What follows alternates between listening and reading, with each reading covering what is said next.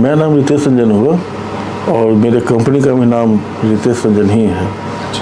ये जनरली बिहार में काम ज़्यादा करता है, बिहार, झारखंड।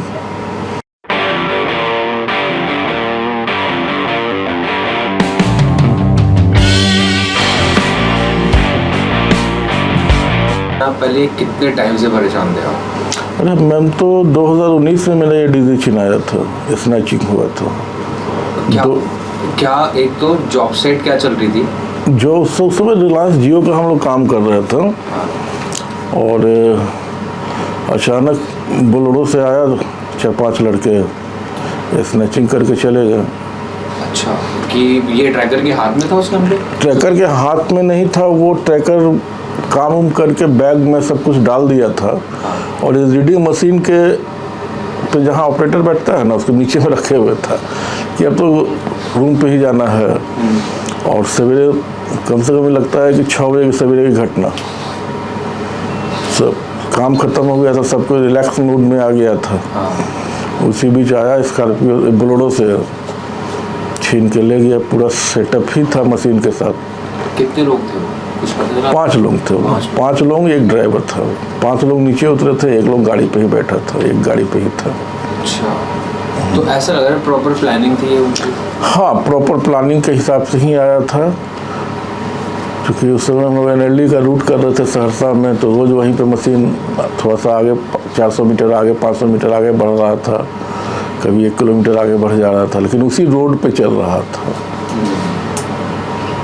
आपको कब पता चला इस घटना के बारे में? हमको सवेरे ही पता चल गया, मतलब कि 6:30 बजे पता चल गया था। क्या हालत थी, क्या रिएक्शन था? थोड़ा सा आदमी नर्वस हुआ था। लेकिन फिर गाड़ी लिए चले गए सहरसा। रात में सहरसा गए, उससे पहले लड़का सब थाना में जाके FIR करवा दिया था। रात में हम गए, थाना में मिले, फिर पता चला कि इंस्पेक्टर साहब सवेरे आएंगे, तो वहीं हम सहरसा होटल में ही रुक गए। सवेरे इंस्पेक्टर साहब से मिल उल के चले आए, तो नॉर्मली होता है। ये 2019 में हुआ? 19 में हुआ था। इस बात को 6 साल हो गए, 7 साल हो गया। 7 साल हो गए। 7 साल बाद मिला हमको। जब ये स्नैच हुआ, जब ये चोरी हुआ, तो पहले तो आप पुलिस कंप्लेन किया? हाँ। आपकी उम्मीद क्या थी उस टाइम पे? क्या लग रहा था आपको? क्या नहीं, कोई उम्मीद नहीं था। हम तो एकदम रिलैक्स हो गए थे, जो गया साला अब मिलना न है नहीं कभी लाइफ में। मैं तो इसमें था कि अब मिलना भी नहीं है, ठीक है। तो हम तो एकदम रिलैक्स मूड में थे कि अभी जो चोरी हो गया ये कभी लाइफ में मिलेगा नहीं। लेकिन किस्मत अच्छा था कि DCI में ये आया बनने के लिए, और DCI वालों ने हमको बताया कि ऐसा ऐसा मैटर है। जब ये चोरी हुआ था, क्या आपने उस टाइम पे DCI को बताया था कि आपका ये डिजिट्रैक ऐसी चोरी हो गया? हाँ, DCI को बताया था। इधर से आपकी कुछ DCI ने बोला कि मैं सारा चीज़ नोट करके रख लेता हूँ, सीरियल नंबर जो भी होता है, कभी भी लाइफ वैसा कुछ होगा यहाँ पे आएगा तो हम आपको गाइड करेंगे। कभी भी स्नैचिंग होता है तो DCI में हम खबर जरूर कर देते हैं, पुराना सीरियल नंबर है भाई, इसको एक कांटेक्ट फ़ोन भी करते हैं प्लस मेल भी कर देते हैं, दोनों चीज़ करते हैं। रिकॉर्ड मेल कर दिए, रिकॉर्ड में आ गया, फ़ोन तो कोई रिकॉर्ड में रहता नहीं है। आज हम बात किए, कल किससे बात किए लोग भूल जाते हैं। मेल कर देने पे एक रिकॉर्ड हो जाता है, फलाने तारीख को मैंने आपको मेल किया था। यहाँ पे डिजिट्रैक आया डिस्प्ले के ठीक कराने के लिए जी, बट जब हमने रिकॉर्ड में चेक किया था तो उस चीज़ से पता चला कि ये डिजिट्रैक चोरी वाला है और ये आपका है। तो क्या रिएक्शन था आपका? थोड़ी सी खुशी तो हुई थी, अचानक सरप्राइज हो गए थे कि कहाँ से कहाँ क्या हो गया। अब आगे अभी आपके पास कौन सा डिजिट्रैक चल रहा है? मेरे पास अभी 2 डिजिट्रैक है, एक F2 है फॉलकॉन का, एक F1 है फॉलकॉन का। और सारी जॉब सेट बिहार में चल रही है? हाँ, बिहार में ही चल रहा है। काम चल रहा है? इलेक्ट्रिक का चल रहा है। पहले मेरे पास 6 मशीन हुआ करते थे, 6 डिजिट्रैक थे, लेकिन अब धीरे धीरे डक का काम जो है बहुत कम हो गया है।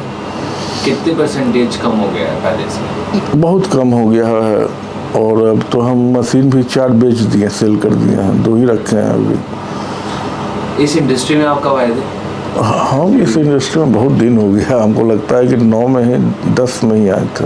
2010 2009 9-10 के भी 15-16 साल हो गए और ज़्यादा हो गया।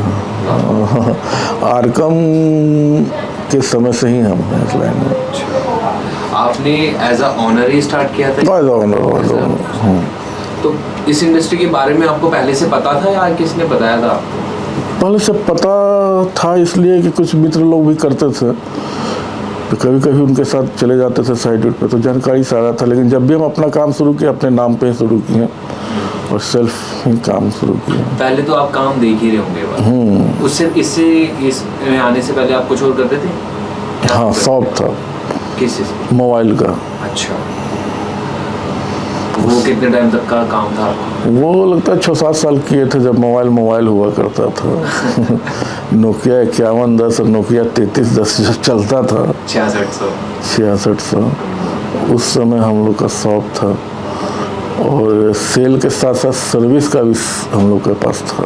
ठीक है, ऑफ कोर्स। मेन सर्विस ही हम लोग उसमें ज़्यादा देते थे, सेल से ज़्यादा सर्विस था। तो आपकी दुकान पे कोई एक नया ग्राहक आया था या किसने आपको बोला कि चल मैं तेरे को एलसीडी साइड पे लेके? नहीं, ये इंट्रोड्यूस किया? कोई वैसा नहीं था, बस मोबाइल का मार्केट धीरे धीरे ख़त्म होते जा रहा था, कुछ नया करना था। तो हम सबसे पहला मशीन लिए थे डिल्टो का, 12 टन, सबसे छोटी मशीन उस समय 12 टन की ही आती थी।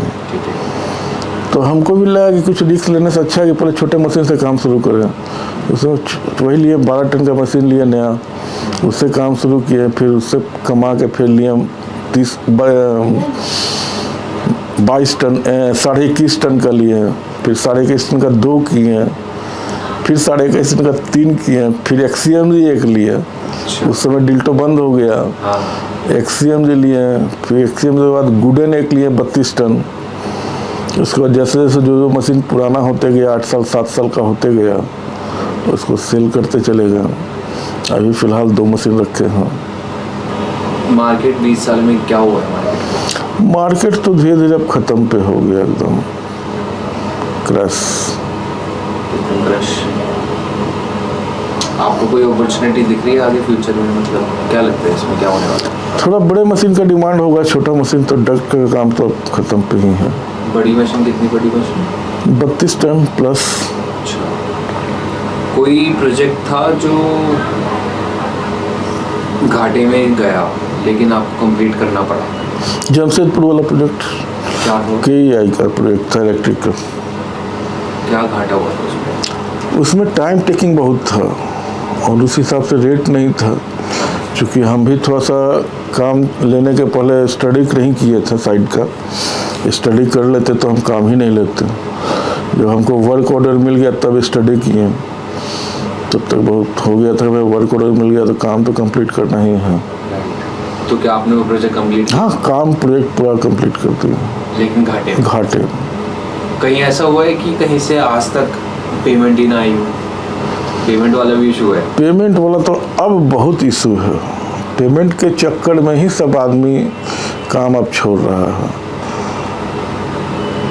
पहले क्या होता था, हर कंपनी डायरेक्ट काम देती थी। BSNL है, डायरेक्ट काम देती थी हम लोग को। अब क्या है कि BSNL 5,000 किलोमीटर का टेंडर कर दिया, वो कोई और ले लिया,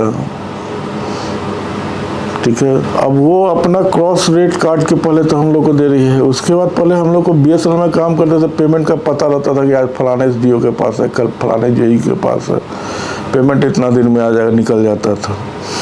एयरटेल वही किया, पहले एयरटेल डायरेक्ट काम हम वेंडर को देता था। अब अपना 2 कंपनी 3 कंपनी खोल लिया। माइनिंग है, एक NIPL है, उसको देता है। अब NIPL है, माइनिंग में हम लोग काम करते हैं, पेमेंट आता नहीं है। बीच में बिचौलिया आ गए? बीच में बिचौलिया आ गया कि अगर पहले ये हो रहा था कि आप ओनर है, अब मैं ओनर, आपको मिल जाएगा। मैं ओनर हूँ, मेरे पास अगर क्षमता है 100 किलोमीटर काम करने का तो डायरेक्ट कंपनी हमको काम देती थी। किसी को अगर क्षमता है 50 किलोमीटर काम करने के लिए तो कंपनी डायरेक्ट 50 किलोमीटर उसको देती थी। इसके पास जैसा कैपेसिटी था उस हिसाब से कंपनियाँ काम देती थी। अब क्या हुआ कि सारा प्रोजेक्ट उठा के सारा कंपनी बिचौलिए को दे दिया। बिचौलिया कोई भी हो सकता है कि मेरे पास पैसा है तो मैं बीच में बैठा हूँ, मेरे को हाँ। NIPL बिहार में काम कर रहा है, उसका एक भी मशीन नहीं है, सारे वेंडर लोग पे काम कर रहा है, वेंडर काम करता है, पैसा नहीं देता है। माइनिंग का वही स्थिति है। आइडिया बोडा पहले हम लोग डायरेक्ट काम करते थे, अब आइडिया बोडा भी जो है बीच में किसी और को दे दी है, वो भी काम सब बिचौलियों का हो गया है। तो क्या आपको इससे लगता है कि मार्केट इससे ज़्यादा खराब हो रही है? मार्केट इससे ज़्यादा नहीं खराब हो रही है, हम लोग के लिए परेशानी ये हो गई कि हम लोग लास्ट में मशीन बेचना पड़ गया। 4 मशीन बेच दिए, 2 रखे हैं। 2 भी जो रखे हैं वो डायरेक्ट काम कर रहे हैं इलेक्ट्रिक का, इलेक्ट्रिक में ही काम कर रहे हैं, डक्ट का काम तो छोड़े हुए हैं सब। ये जो चोरी वाला जो सीन है ये आपके साथ तो हुआ? मेरे साथ 3 बार ऐसा हुआ। 3 बार? 3 बार। बाकी 2 बार क्या क्या हुआ था? एक तो पटना से चोरी हुआ था जो हमको उड़ीसा में मिला। अच्छा, वो मिल गया? हाँ, वो मिलने का मेन रीज़न था कि डिजी ट्रैक के अंदर में मैं एक GPS लगा दिया था। ठीक है, जब मेरा 2 डिजी ट्रैक छिना गया, स्नैच हुआ, तो तीसरा बार मैं क्या किया, मेरे पास उस समय 2 छिना गया था तो 4 बचा था। चारों उठा के एक के दिन पटना से दिल्ली लाया, सारे में GPS लगवाया और उसी दिन मैं पटना रिटर्न हो गया। अब इससे हमको बेनिफिट क्या हो गया कि मेरे मोबाइल पे सारा डिटेल आने लगा, कौन डीजी कहाँ चल रहा है, नहीं चल रहा है। उसी में से एक छिना गया, स्नैच हो गया पटना से 0 माइल से। उसका 1 महीना तक तो कोई उसमें हलचल नहीं हुआ, सेट बंद था। लेकिन 1 महीना बाद पता चला कि वो उड़ीसा में काम कर रहा है। तो फिर मैं यहाँ से फोर्स लेके गया पटना से, क्योंकि FIR किया हुआ था। FIR किया हुआ था, इंस्पेक्टर को दिखाया कि सर ऐसे ऐसे लोकेट कर रहा है। इंस्पेक्टर मेरे साथ गए, 3 सिपाही, एक मैं, एक ड्राइवर, 5 आदमी हम लोग यहाँ से गए। वहाँ से रिकवर किया, रिकवर करके वहाँ उसको कोर्ट में जमा किए। फिर वहाँ से बेल लेके फिर पटना आए और एक ट्रैकर पकड़ाया था।